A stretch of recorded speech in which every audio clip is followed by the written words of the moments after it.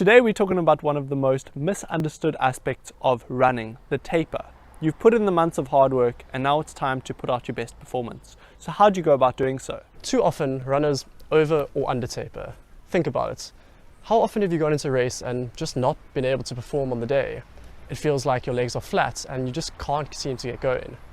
We're going to be talking through the key factors of tapering, where tapering goes wrong, and finally giving you a few tips to take into your next pre-race taper. Tapering can be thought of as a runner's final preparation for race day. It's a period of training where you're soaking up the rewards of your hard work so that come race day you can put out your best performance.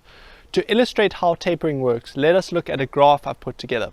As you can see, we have three elements that make up a taper: form, fitness and fatigue, which I've represented on this graph. For simplicity's sake, I haven't labeled the axes, but I'm sure you can follow along. During a taper, fatigue is our primary consideration, which we want to keep essentially as low as possible.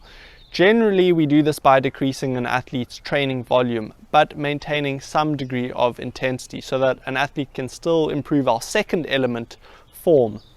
Form is the ability for an athlete to perform well on a given day and has quite a close relationship with peaking. The final element of the taper is your fitness, which should be slightly enhanced by the rest we've introduced during the taper.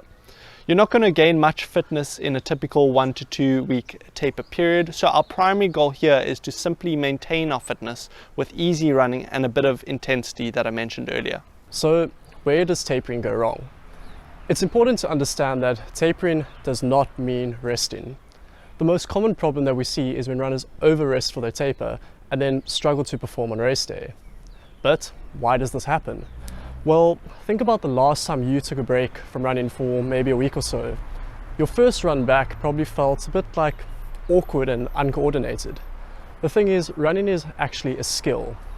When we stop practicing this skill, we lose a feel for the rhythm and the biomechanics that we're used to. This is one of the reasons why it's important to keep running during a taper and not rest entirely. Many runners also struggle with their legs feeling flat on race day, which is usually due to a lack of muscle stimulation during that period. Although we do want to reduce fatigue in our muscles, we still need to keep them activated and firing so that they're ready to go when it comes to race day. Lastly, our bodies crave consistency. When you're used to a certain training routine week in, week out, any major change from that is an added stress to our body. This is why tapering needs to be a bit more subtle and should still resemble your usual training to a degree. When planning your taper, we have some general guidelines that you can follow. As a rule of thumb, longer races will usually have a longer taper. And the greater your training mileage is, the more volume you'll drop off during this taper. Conversely, shorter races usually require a shorter taper, but a higher maintenance of your training intensity. The goal of the taper is to not only feel physically prepared, but also mentally prepared. To do so, focus on workouts that give you confidence for race day.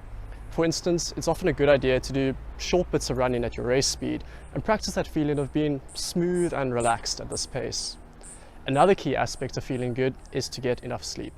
We would not suggest significantly changing your sleep habits, but at least prioritize sleep during this period. Getting enough sleep is by far the easiest yet most underused method of improving performance.